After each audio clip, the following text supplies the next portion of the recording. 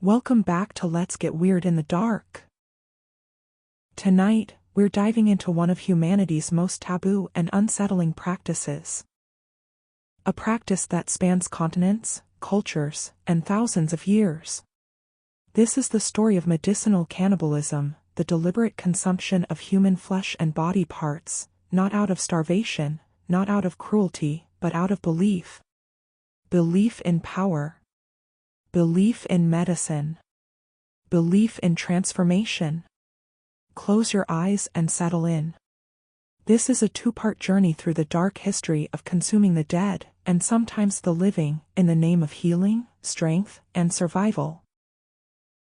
To understand medicinal cannibalism, we must travel back, far back, to the earliest human societies. Before written language. Before cities. Before the concept of medicine as we know it existed. In these ancient times, death was not simply the end of life, it was a transition. And the body left behind? It contained something precious. Something that could be transferred. For our earliest ancestors, the world was alive with spirits, forces, and invisible powers. Everything had meaning. The sun gave life. The earth provided sustenance. And the human body was a vessel of remarkable things. Strength. Courage. Wisdom. Speed. The ability to hunt, to fight, to lead. And so a question emerged across multiple cultures, separated by oceans and mountains, yet arriving at the same disturbing conclusion. If these qualities lived in the body during life, could they be absorbed after death? The practice we now call endocannibalism and exocannibalism began to take shape. Endocannibalism, the consumption of members of one's own social group, usually after natural death. And exocannibalism, the consumption of outsiders, enemies, those from beyond the tribe. It's the latter we'll focus on first. Exocannibalism. The deliberate consumption of one's enemies, not simply to dispose of the body, but to quite literally take their power. Imagine a warrior culture. Survival depends on strength, on dominance, on the ability to defend territory and resources. A fierce enemy falls in battle. This warrior was strong. Fast. Perhaps they possessed unusual courage or tactical brilliance. In the minds of the victors, those qualities didn't simply evaporate with death. They remained, locked in the flesh, the bones, the organs. And so began a ritual that would disturb modern sensibilities, but to these ancient peoples made perfect logical sense. Consume the enemy. Take in their strength. Become more powerful. Some of the most well-documented cases of ritual cannibalism come from the islands of Melanesia and Papua New Guinea. Here, in the dense jungles and isolated tribal communities, the practice continued well into the 20th century, giving anthropologists and researchers a glimpse into beliefs that dated back thousands of years. The four people of Papua New Guinea practiced what they called transumption, the consumption of deceased relatives. But among many tribes, including the Korowai, the consumption of enemies held special significance. When a warrior from an enemy tribe was killed, certain parts of the body were carefully selected for consumption. The heart was prized. The heart, they believed, contained courage. Bravery lived in this organ, pumping not just blood, but the very essence of fearlessness through the warrior's body during life. To consume the heart was to absorb that courage. To literally make the enemy's bravery your own. The liver was also valued. The liver, thought to be the seat of life force and vitality. The brain, consumed to gain the enemy's knowledge, their tactical thinking, their wisdom in warfare. This wasn't mindless violence. This wasn't savagery for its own sake. This was medicine. This was spiritual technology. This was how you became stronger in a world where strength meant survival. Half a world away, similar practices emerged. Among the Aztecs of central Mexico, ritual cannibalism was deeply woven into both warfare and religion. The Aztecs believed in a cosmic struggle. The sun needed to be fed with human blood to continue its journey across the sky. Without sacrifice, the world would end in darkness. But the consumption of flesh served another purpose. When Aztec warriors defeated enemies in battle, particularly enemies of high rank or noted bravery, the victors would consume portions of the flesh. This wasn't done casually. It was ceremony. It was sacred. The Aztec warrior class believed that by consuming the flesh of a brave enemy, they absorbed his tonality, his vital force, his life energy. This made them stronger warriors. Better able to serve the empire. Better able to capture more prisoners for sacrifice. The cycle continued. Further north, among certain tribes of the eastern woodlands and the Great Plains, similar beliefs existed. The Iroquois, in particular, were known to occasionally consume portions of particularly brave enemies. Not all enemies, only those who had proven themselves in battle. Only those whose courage was undeniable. A Jesuit missionary in the 1600s documented this practice with horror, writing of how warriors would consume small amounts of enemy flesh, particularly the heart, believing it would make them braver in future battles. To the missionary, this was barbarism. To the warriors, it was practical. It was powerful. It was medicine. Now you might wonder, why did so many cultures, separated by vast distances, arrive at this same practice? What is it about human psychology that made this belief take root across the world? The answer lies in something called sympathetic magic, the belief that things that were once connected remain connected. That the properties of one thing can be transferred to another through contact or consumption. It's the same logic behind many folk remedies and ancient medical practices. Like cures, like strength transfers through consumption. But there's something deeper here too. Something about the psychological need to master death. To take something terrible, the death of an enemy, the violence of warfare, and transform it into something useful. Something that makes you stronger. In cultures where life was precarious, where death from warfare, disease, and starvation was common, finding meaning in death became essential. If your enemy's death could make you stronger, if their courage could flow into you, then death wasn't just an ending. It became a transfer of power. A continuation. An upgrade. This wasn't delusion. This was sophisticated belief system. These were people trying to understand the world, trying to survive, trying to explain the unexplainable, why some warriors were brave and others were not. Why some lived and others died.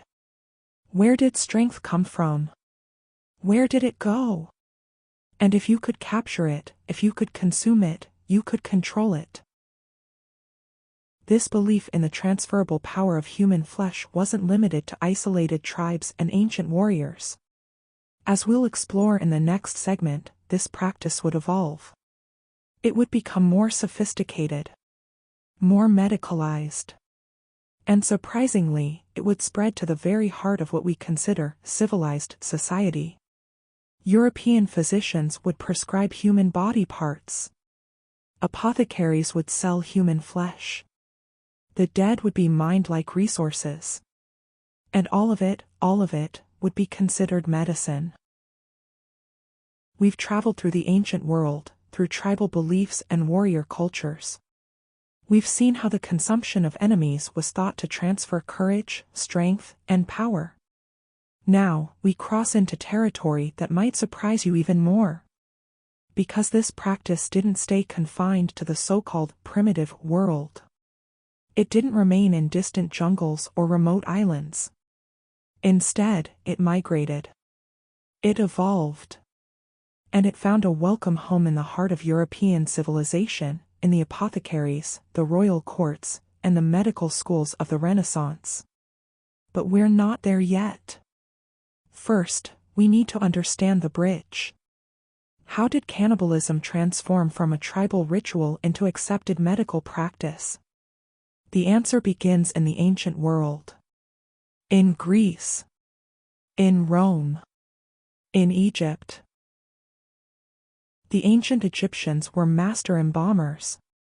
They understood the human body in ways that wouldn't be matched for thousands of years. And in their medical practices, they used what they called mummia, a substance derived from naturally preserved bodies found in desert caves. These naturally mummified corpses, blackened and preserved by the dry heat, were ground into powder, mixed into tinctures, applied to wounds. The Egyptians believed that the preservative qualities of these bodies, their resistance to decay, could be transferred to the living. It could heal wounds, prevent infection, even cure disease. This wasn't seen as cannibalism. This was medicine. The bodies were ancient, unknown, anonymous. They had become material, raw ingredients in the pharmacological arsenal of the ancient world. The Greeks took note. Physicians like Galen, whose medical texts would dominate European medicine for over 1,000 years, documented the use of human body parts in healing. Gladiator blood, fresh and warm from the arena, was prescribed for epilepsy. The Romans believed that the life force was strongest in the blood, and that consuming it could cure falling sickness, what we now call seizures. Think about that for a moment. Roman citizens, members of civilized society, drinking the blood of dying gladiators. Not in secret. Not in shame. But openly. Prescribed by physicians.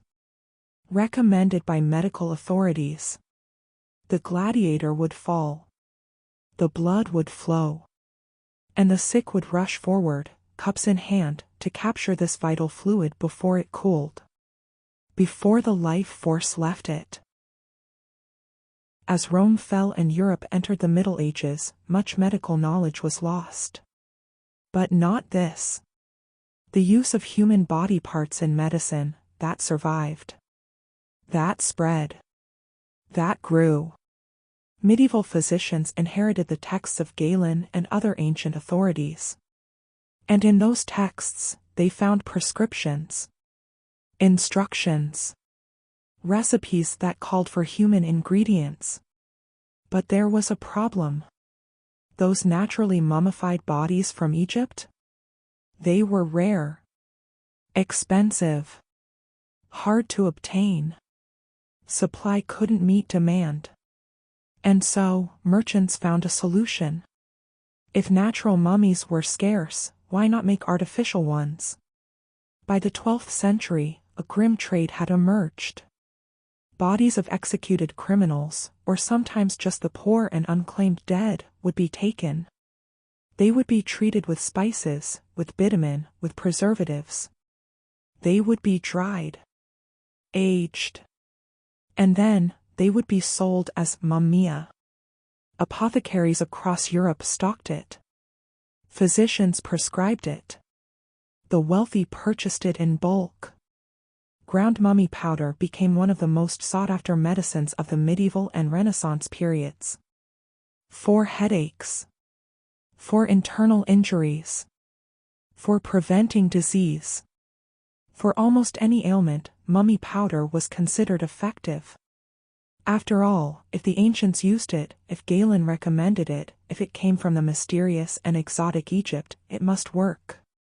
Never mind that you were literally consuming the ground-up remains of another human being. Never mind that this person had once walked, breathed, loved, lived. They were medicine now. They were material. They were for sale. In the 16th century, a German physician named Paracelsus took this concept even further. Paracelsus was revolutionary. He rejected much of ancient medicine. He pioneered the use of chemicals in healing. He's considered one of the fathers of modern pharmacology. And Paracelsus was absolutely convinced of the medical power of human flesh. He wrote extensively about what he called mumia, but he didn't mean just Egyptian mummies. He meant the vital essence that existed in all human bodies. And he believed this essence was most potent when taken from the recently dead, or even the recently executed.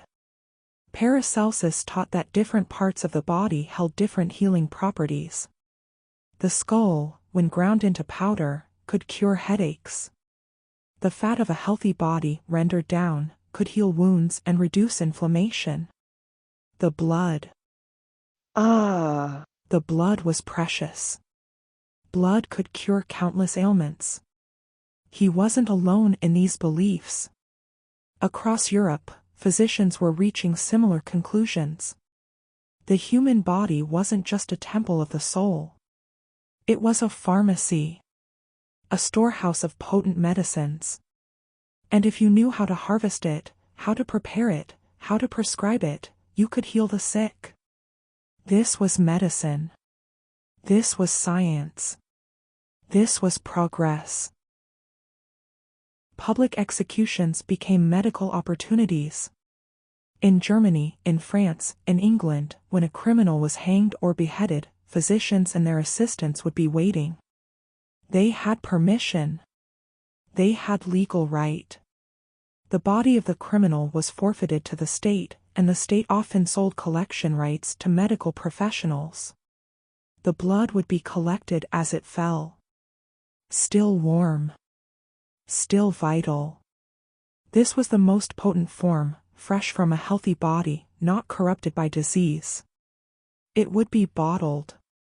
Sold. Prescribed to the wealthy who could afford such rare medicine. The fat would be rendered. Corpse fat, or poor sinner's fat as it was sometimes called, became a valuable commodity. It was rubbed on arthritic joints, on wounds, on skin conditions. The belief was that the life force contained in this fat, the vitality of the person who had been executed, could transfer healing properties to the afflicted. In some cases, executioners became part-time pharmacists. They had access to the freshest supply. They knew when executions would occur. They could guarantee quality. Executioners in Germanic countries were known to sell small vials of criminal blood, packets of dried flesh powder, even small pieces of bone, all for medicinal use. And who were the customers? Not just the poor and desperate. The wealthy. The educated. The nobility. Kings and queens maintained royal pharmacies stocked with these ingredients. This wasn't folk medicine practiced in secret. This was establishment medicine. Official. Accepted. Normal. What's fascinating, and deeply disturbing, is how easily the intellectual classes rationalized this. These weren't ignorant peasants. These were learned men. Physicians who had studied at the great universities of Europe. Scholars who read Latin and Greek. Men of science and reason. And yet they saw no contradiction. They saw no horror. They looked at a ground-up human skull and saw medicine. They looked at the rendered fat of an executed criminal and saw treatment. They looked at warm blood from a freshly dead body and saw cure. Why? Because the theoretical framework supported it. If ancient authorities recommended it, it must work. If it came from humans, who were the highest form of creation, it must be potent. If it was rare and difficult to obtain, it must be valuable. The human body had been transformed from sacred vessel to medical resource. The dead had become raw materials. And no one, not the physicians, not the scholars, not the church, seemed troubled by this. In fact, the church largely approved. After all, these were the bodies of criminals. Executed sinners. They had forfeited their lives and their bodies to earthly justice. Using them to heal the sick? That was actually redemptive. That was giving their otherwise wasted death some purpose. But here's what we haven't discussed yet. The medicines we've covered so far? The mummy powder, the execution blood, the rendered fat? Those came from the already dead. From criminals. From the anonymous and the condemned. In the next segment, we'll explore something even more unsettling. Because European medicinal cannibalism didn't stop with the dead. It expanded. It grew more sophisticated. And it started to involve very specific body parts, from very specific sources, prescribed for very specific royal ailments. The golden age of corpse medicine was just beginning. And it would reach heights that would shock even those ancient warriors we discussed earlier. By the 17th century, corpse medicine had become standardized. Medical texts listed specific preparations, exact recipes, dosage instructions. This was no longer experimental. It was established pharmaceutical practice. The Pharmacopoeia Londinensis, published in 1618 as the official drug reference for England, included multiple preparations derived from human bodies. This was the medical textbook. The authority. And it explicitly detailed how to prepare and prescribe human flesh, fat, bone, and blood. Different body parts were prescribed for different conditions. The logic was based on the doctrine of signatures, the belief that like cures like, and that the properties of a substance revealed its medical use. The skull held particular value. Physicians believed the skull protected the brain during life, making it naturally suited to treat head ailments. Ground skull powder was prescribed for epilepsy, for migraines, for vertigo, for any condition affecting the head. But not just any skull would do. The preparation required specific conditions. There was a substance called usnea, sometimes known as skull moss. This was lichen or moss that grew on human skulls, specifically skulls that had been left exposed to the elements. Skulls from gibbets, where executed criminals were displayed. Skulls from battlefields. Skulls from graves that had been disturbed. The moss was carefully harvested, dried, and powdered. It was considered one of the most potent medicines available. Used to stop bleeding, both internal and external. Applied to wounds. Mixed into drinks for various ailments. The theory was straightforward. The skull had once protected living tissue. The moss had grown on that skull, absorbing its protective properties. Therefore, the moss carried healing power. Obtaining it required access to exposed remains. In England and Germany, executioners controlled much of this supply. After a criminal was hanged and gibbeted, the executioner had rights to the body. As the flesh decayed and the bones became visible, any moss or lichen that grew would be harvested and sold. It was profitable work. A skilled executioner could make more from selling medicinal materials than from his official salary. Perhaps the most famous corpse medicine was known as the King's Drops or Goddard's Drops. This was a preparation created by Dr. Jonathan Goddard, physician to Oliver Cromwell, and later used extensively by King Charles II of England. The recipe called for human skull, obtained from someone who had died a violent death and had never been buried. The skull would be broken into small pieces, combined with specific chemicals, and distilled multiple times. The resulting liquid was considered a powerful remedy for numerous conditions. Charles II was particularly devoted to this medicine. He maintained his own laboratory where he personally prepared batches of the King's Drops. He used it for various ailments and reportedly felt it was highly effective. The King's Drops were so valued that when Charles suffered his final illness in 1685, his physicians administered it repeatedly. Along with dozens of other treatments, including bloodletting and purging, the King's Drops were given in the hope of preserving his life. The exact formula was considered a valuable secret. After Goddard's death, the recipe was purchased by the Royal Society for a significant sum. That's how important this preparation was considered. England's premier scientific institution paid substantial money to acquire a recipe for distilled human skull. Human fat, or exsungia hominis, appeared in pharmacopoeia across Europe. It was collected from executed criminals or from bodies in anatomy theaters. The fat would be rendered, clarified, and stored in containers. Medical texts described precise methods. The body should be relatively young and healthy. The death should have been sudden, not from wasting disease. The fat should be collected soon after death, before decomposition began. Once rendered, the fat was applied to joints for arthritis and rheumatism. The reasoning was that human fat, being of the same substance as the patient's own body, would be readily absorbed and would carry vitality into diseased areas. It was also used for skin conditions and wounds. In Germanic regions, this preparation was so common that standardized containers existed specifically for storing medicinal human fat. Apothecaries would label it clearly, alongside other animal fats used in medicine. The trade was regulated. In some cities, only licensed executioners and physicians could collect and prepare human fat. This kept quality controlled and prices stable. The last thing authorities wanted was inferior product or unlicensed harvesting of bodies. Fresh human blood remained the most potent medicine in the corpse pharmacopoeia.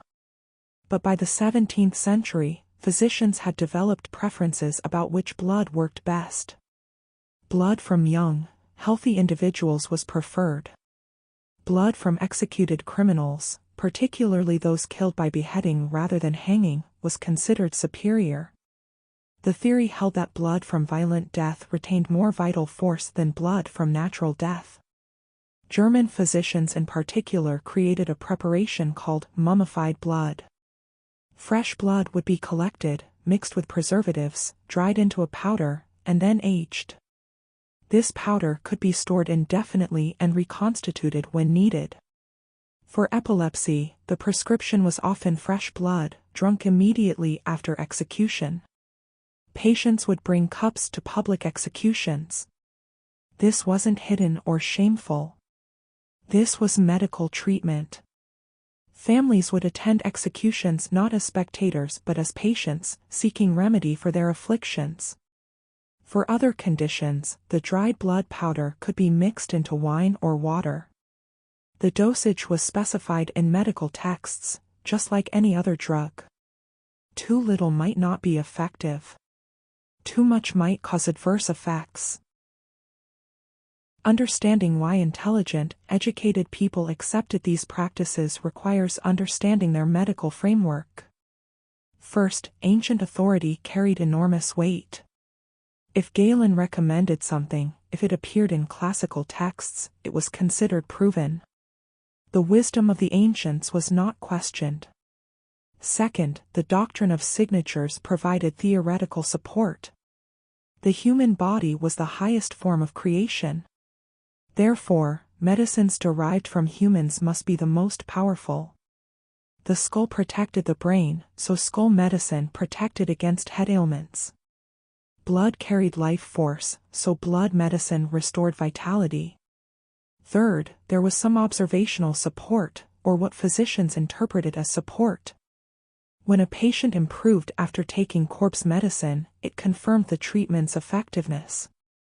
When a patient didn't improve, other factors were blamed: the disease was too advanced, the dosage was incorrect, the patient's humors were too imbalanced. Fourth, scarcity created value.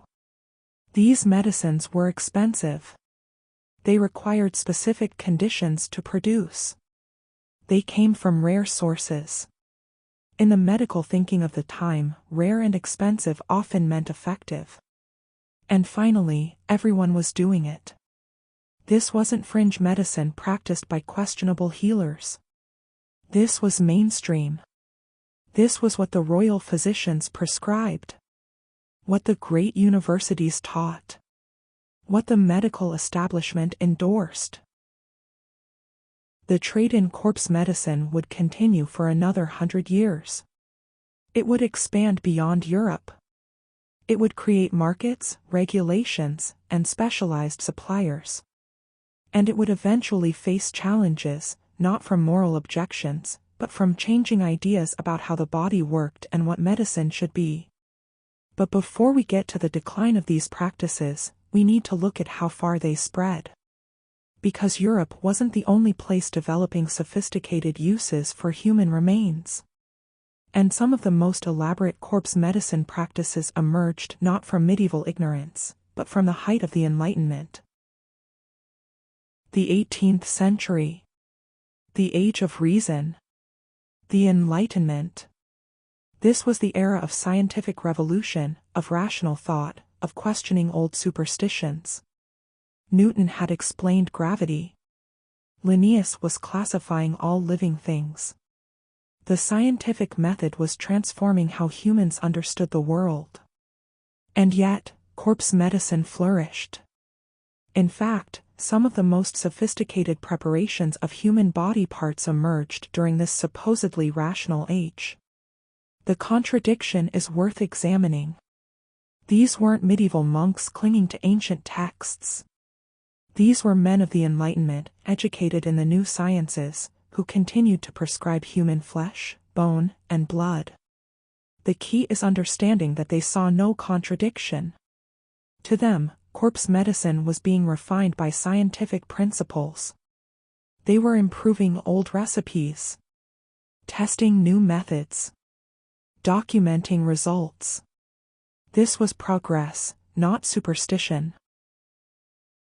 One of the strangest accounts comes from traditional Chinese medicine, recorded in the 16th century Ben Chao Gongmu, though the practice it describes was said to be much older. The text describes something called mellified man or human mummy confection. According to the account, elderly men in Arabia would volunteer for a unique transformation. They would consume only honey, bathing in it, drinking it, eating nothing else.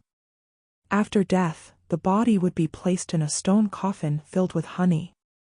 The coffin would be sealed and left for 100 years. The honey would preserve the body, and over time, the corpse would become completely saturated with the substance. After a century, the coffin would be opened. The preserved remains would be broken into pieces and sold as medicine. This mellified man was prescribed for broken bones and injuries. Even the smallest amount was said to have healing properties. Whether this practice actually occurred remains debated.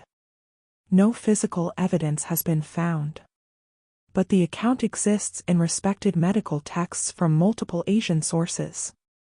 And the logic fit established medical theory. Honey was known as a preservative and healing substance. A body preserved in honey for a century would become, essentially, living medicine. As European powers colonized the Americas, Africa, and Asia, the corpse medicine trade expanded. New sources of mummified remains became available. Egyptian mummies, once relatively rare, became big business. By the 17th and 18th centuries, mummy was being imported to Europe in industrial quantities. Entire bodies. Hundreds of them. They would be ground up in mills, just like grain. The powder would be packaged, labeled, and distributed to apothecaries across the continent. But supply couldn't always keep up with demand.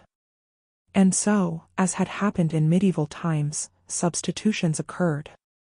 Bodies from European graveyards. Bodies of slaves. Bodies of the poor. Any corpse that could be dried, aged, and ground into powder became potential Egyptian mummy. The deception was widespread. Tests to verify authenticity were crude at best. A physician might examine the color, the smell, the texture. But mostly, they relied on the reputation of their supplier. And suppliers, of course, had incentive to stretch their inventory. Some apothecaries were honest about the substitution. They would label their products as European mummy or recent mummy and price it accordingly. Others were less scrupulous. Fake Egyptian mummies flooded the market, and few buyers could tell the difference. As medical schools expanded in the 17th and 18th centuries, anatomical dissection became standard in physician training. This created a steady supply of human material. After anatomy demonstrations, the bodies weren't simply buried. They were valuable resources. The fat would be rendered, the bones cleaned and ground, the dried tissue prepared for medicine. Nothing went to waste. Universities and medical colleges essentially became suppliers for the corpse medicine trade. This was practical. It provided additional funding. It supported research. And it aligned with the medical theories of the time. Some anatomists became quite entrepreneurial. William Harvey, famous for discovering blood circulation, also prepared and sold corpse medicines. Robert Boyle, one of the founders of modern chemistry, experimented extensively with distilling human skull and other body parts. These were serious scientists, advancing human knowledge, while simultaneously preparing medicines from human remains. The two activities weren't seen as contradictory. Understanding how the body worked and using the body's parts for medicine were complementary pursuits. Both served the advancement of medical science. By the 1700s, medical formularies listed dozens of preparations derived from human bodies. Each had specific indications, dosages, and preparation methods. Spiritus humanus, or human spirit, was distilled from various body parts, usually bones. It was prescribed as a general tonic and for nervous conditions. The distillation process was complex, requiring multiple rounds of heating and condensing. The resulting clear liquid was considered highly concentrated medicine. Ossa de Court Cervi originally called for stag heart bone, but human heart bone became an accepted substitute. Ground into powder, it treated heart conditions and palpitations. The logic was direct: heart treats heart. Sanguis humanus exocatus was dried human blood, prepared in specific ways depending on the intended use. For epilepsy, blood from a young person who died suddenly. For weakness, blood from a healthy individual. For plague, blood from a recovered plague victim, on the theory that it carried protection. Breast milk from a young mother was considered medicine, particularly for eye conditions and consumption. This was one of the few corpse medicines that didn't require death, though the milk was often purchased from poor women who needed the income, regardless of their own children's needs. A complete economic system supported the corpse medicine trade. Executioners collected and sold materials from criminals. Grave robbers supplied bodies to anatomists, who supplied materials to apothecaries. Hospital wardens sold unclaimed bodies. Military surgeons harvested from battlefields. Prices were standardized. A pound of mummy powder cost a specific amount. Skull moss had its price. Fresh blood commanded premium rates. Human fat was cheaper than mummy but more expensive than animal fat. Account books from apothecaries show regular purchases of these materials, listed right alongside herbs, minerals, and animal products. 2 pounds mummy powder. 3 ounces human skull. 1 vial execution blood. All documented. All legal. All part of normal business. The trade was regulated in most European cities. Quality standards existed. Penalties for selling fake or contaminated product could be severe, not because using human remains was wrong, but because medical fraud was illegal. The issue wasn't what you were selling, but whether you were honest about it. Some cities required licenses to collect and prepare human medicinal materials. This kept the market controlled and tax revenue flowing. After all, if there was going to be trade in corpse medicine, the authorities wanted their share. This extensive system, this elaborate trade, these refined preparations, all of it would continue well into the 18th century. Corpse medicine appeared in official pharmacopoeia as late as the 1750s in some countries. It was taught in medical schools. It was practiced by royal physicians. But change was coming. Not from moral awakening. Not from religious objection. But from a fundamental shift in medical understanding. The human body was being reimagined. The theories that supported corpse medicine were being challenged. And new medicines, derived from chemistry and botany, were proving more effective, or at least more reliable. The end of corpse medicine would come slowly, messily, and for reasons that had nothing to do with the ethics of consuming the dead. The beginning of the end came not from moralists or religious leaders, but from physicians themselves. In the late 1600s, a few voices began questioning whether corpse medicine actually worked. In 1679, French physician Pierre Pommet published a pharmaceutical text that expressed doubts about mummy powder. Not moral doubts. Medical doubts. He wrote that the supposed benefits were likely psychological. That patients improved because they believed they would improve, not because the medicine itself had any power. This was a radical suggestion. It challenged centuries of medical authority. But Pommet wasn't alone. Other physicians were beginning to notice that corpse medicines didn't work any better than other treatments. Sometimes they seemed to work. Often they didn't. The results were inconsistent. And inconsistency was a problem. As medical science advanced, reproducibility became important. A medicine should work reliably. It should produce predictable results. Corpse medicine didn't meet this standard. The real blow came from chemistry. In the 18th century, chemists began analyzing medicines to understand their composition. They could break substances down into components, test them, identify active ingredients. When they analyzed mummy powder, they found very little. Dried tissue. Minerals from preservation. Nothing that would produce the dramatic healing effects claimed. When they distilled human skull, the resulting liquid was chemically similar to distillations from animal bone. Nothing special. Nothing unique to humans. The doctrine of signatures began to crumble. The idea that a substance's appearance or origin revealed its medical use couldn't survive chemical analysis. A skull didn't protect the brain because of some mystical property. It was just bone. Calcium and phosphorus. The same materials found in any skeleton. These chemical findings didn't immediately end corpse medicine. Old practices die hard. But they planted seeds of doubt. If mummy powder was just dried tissue, why pay premium prices for it? If human fat was chemically identical to pig fat, why use human? The economic argument was almost more powerful than the scientific one. Why maintain an expensive, complicated supply chain for human materials when cheaper alternatives worked just as well?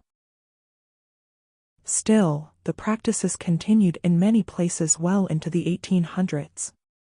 Some physicians remained convinced of corpse medicine's effectiveness. Others simply continued prescribing what they'd always prescribed. Change in medicine comes slowly. In rural areas, particularly in Germanic countries, human fat from executioners remained available into the 1830s. Old apothecary records show purchases of poor sinners' fat as late as 1840 in some regions. Skull moss, harvested from gibbets and battlefields, persisted even longer. It was easier to obtain than mummy powder, cheaper than distilled preparations, and some physicians swore by its ability to stop bleeding. The last executions where blood was collected for medical use in Germany occurred in the 1860s. Patients still believed in the remedy. Executioners still had the legal right to collect it. And physicians, particularly older ones trained in traditional methods, still prescribed it. But by mid-century, younger physicians weren't prescribing these remedies. Medical schools weren't teaching them. The pharmacopoeia were being revised, and corpse medicines were being removed from the official lists. Interestingly, the moral objections came late. For centuries, no one had questioned the ethics of grinding up human bodies for medicine. It was normal. It was accepted.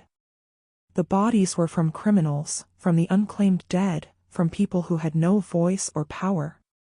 But as corpse medicine declined for scientific reasons, the moral arguments began to appear. Writers and philosophers started describing the practices as barbaric, as primitive, as something civilized people shouldn't do. This wasn't because people had suddenly developed stronger moral principles. It was because the practices were already declining. Once something loses its utility, it becomes easier to condemn it morally. The same people who would have consumed mummy powder without question in 1700 were calling it savage and disgusting in 1850. The practice hadn't changed. The context had. By the late 1800s, corpse medicine had transformed from standard medical practice to historical curiosity. Medical historians wrote about it as something from the past. Something superstitious people used to believe. The fact that it had been mainstream just decades earlier was conveniently forgotten. But the belief that human body parts held special power didn't entirely disappear. It transformed. It moved into different areas. In the 19th century, phrenology emerged, the belief that skull shape revealed personality and mental capacity. This was respectable science at the time. Museums collected skulls. Measurements were taken. Theories developed about which skull shapes indicated intelligence, criminality, morality. Phrenology wasn't medicine, but it came from the same root idea that the physical body, particularly the skull, contained important information. That you could diagnose, predict, and understand people by examining their physical remains. Blood transfusion, when it became possible in the late 1800s, initially carried some of the old beliefs. Early physicians wondered if transfusing blood from a brave person would make a coward brave. If blood from a calm person would soothe someone anxious. The idea that blood carried more than just physical properties persisted. These weren't corpse medicine anymore. But they showed that the underlying beliefs, the idea that human tissue carried transferable properties, took a long time to completely fade from medical thinking. The very last recorded use of human corpse medicine in mainstream European practice comes from the early 1900s. A few elderly physicians, trained in the old methods, continued prescribing dried blood powder for epilepsy. Not because they could explain how it worked, but because they'd seen it work, or believed they had, over long careers. These were the final holdouts. Men who had learned medicine when corpse preparations were still in the textbooks. Who had prescribed them for decades. Who couldn't quite accept that everything they'd been taught was wrong. By 1910, you couldn't find corpse medicine in any official pharmacy. The practice had ended in the Western medical establishment. Not banned. Not outlawed. Simply obsolete. Replaced by better medicines, better theories, better understanding. The trade routes closed. The suppliers found other work. The last jars of mummy powder sat unsold on shelves, eventually thrown away by apothecaries who no longer had customers for such things. 300 years of systematic, legal, medical cannibalism ended not with a bang but with a whimper. With changed textbooks and closed supply chains and a new generation of physicians who couldn't imagine why anyone had ever thought consuming human flesh was medicine. But that's not quite the end of the story. Because while European corpse medicine faded, the practice of consuming human body parts for power, for medicine, for transformation, that didn't disappear everywhere. In some places, it continued. In others, it transformed into something different. And in one final, tragic twist, corpse medicine would experience one last surge in the 20th century, not in Europe, but in Asia. And not from ancient beliefs, but from very modern desperation. While European corpse medicine faded by 1900, traditional Chinese medicine maintained certain practices involving human body parts. These weren't called cannibalism. They were categorized as medicine, with specific therapeutic applications. The Ben Chao Gongmu, the great compendium of Chinese medicine compiled in the 16th century, listed numerous preparations from human sources. Human placenta, called zehesh, was prescribed for weakness, infertility, and various deficiencies. Human milk for eye problems and consumption. Human urine, particularly from young boys, for various ailments. Some preparations required specific conditions. The fingernails of a deceased person, burned to ash and consumed, for certain infections. Human bone ash for bone diseases. Hair, burned and powdered, for different conditions. These weren't underground practices. They appeared in official medical texts. Physicians trained in traditional methods learned these prescriptions. They remained part of the pharmacopoeia through the 20th century in some regions. The logic was similar to European corpse medicine. Like treats like. Human materials have properties that transfer to the consumer. The vital essence of one person can benefit another. Of all the human-derived medicines, placenta consumption has the longest continuous history. And unlike most corpse medicine, it persists today in various forms. In traditional Chinese medicine, dried placenta has been prescribed for thousands of years. After birth, the placenta would be dried, sometimes steamed with herbs, then ground into powder. This powder treated fatigue, insufficient lactation, impotence, and general weakness. The practice was based on the theory that the placenta, having nourished the developing child, contained concentrated vital energy. Consuming it would restore that energy to the mother or transfer it to others who needed strengthening. In rural China, the practice continued through the 20th century. Hospitals and midwives would save placentas for families who requested them. The preparation methods were standardized. The dosages were specified. This wasn't limited to China. Various cultures had placenta practices. Some buried it ceremonially. Others prepared it as medicine. The Maori of New Zealand had specific rituals involving placenta burial. Some Native American tribes consumed it or used it medicinally.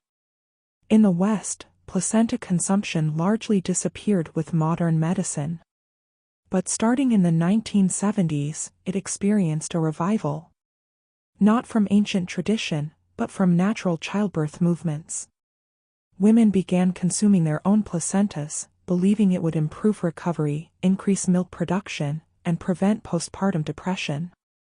Modern placenta consumption takes various forms. Encapsulation: the placenta is dehydrated, ground into powder, and put in capsules. Smoothies: raw placenta blended with fruit. Cooking: the placenta prepared as meat. Tinctures: placenta preserved in alcohol. Supporters cite anecdotal benefits. Critics note the lack of scientific evidence and potential health risks. But the practice has grown. Specialized businesses offer encapsulation services. Some hospitals accommodate requests to take placentas home. This is human tissue consumption. It's self-consumption in most cases, but the concept remains that human flesh contains transferable benefits. While official medicine abandoned corpse preparations, underground markets persisted in some places. particularly for items believed to have powerful properties. In parts of Asia and Africa through the 20th century, there were reports of markets for human body parts. Not for medicine in the Western sense, but for traditional practices, for ritual use, for beliefs in power transfer. These weren't legal markets. These were black markets, operating in shadows. The sources were often graveyards, morgues, sometimes worse. The buyers were people seeking traditional remedies unavailable through official channels. Human bones, particularly skulls, commanded high prices in some regions. Ground bone powder for various ailments. Skulls for ritual purposes. The beliefs were old, but the markets were modern, complete with smuggling operations and international trade. Body parts from specific types of people were especially valued. Healers. Warriors. The young and healthy. The same logic that drove ancient practices, that certain individuals possessed qualities that could be transferred through their physical remains. These practices exist in the extreme margins of society. They're illegal. They're hidden. But reports continue sporadically from various parts of the world, indicating that the fundamental belief that human flesh holds power hasn't entirely disappeared. Even in mainstream modern medicine, traces of these old ideas occasionally surface in unexpected ways. Organ transplantation raises interesting questions. Recipients sometimes report feeling connections to their donors, experiencing new food preferences, personality changes. While science attributes this to psychological factors, the underlying question is old. Does tissue carry something beyond just physical function? Blood transfusion, now completely understood scientifically, was once thought to transfer personality traits. We know it doesn't. But the fact that we had to prove it doesn't speaks to how deeply rooted these beliefs were. Stem cell treatments, particularly those derived from human sources, are occasionally marketed with language that echoes corpse medicine. Youthful cells. Vital properties. Regenerative power. The science is legitimate, but the marketing sometimes draws on ancient ideas about human tissue having special vitality. Collagen supplements derived from human sources have been developed, though they're not widely used due to ethical and practical concerns. But the fact that they've been developed shows that the concept of consuming human-derived materials for health benefits hasn't completely vanished from medical thinking. So what have we learned over this hour? We've traced a practice from ancient tribal warriors to medieval apothecaries to Enlightenment chemists to traditional practitioners to modern fringe markets. The specifics changed. The justifications evolved. The methods became more sophisticated. But the core belief remained remarkably consistent across cultures and centuries, that human flesh, bone, and blood contain properties that can be transferred through consumption. For thousands of years, this wasn't considered cannibalism. It was medicine. It was ritual. It was practical use of available resources. The dead could serve the living. Power could be transferred. Healing could come from the most unlikely source, other human beings. European medicine abandoned these practices when they stopped working, or more accurately, when science proved they'd never worked in the first place.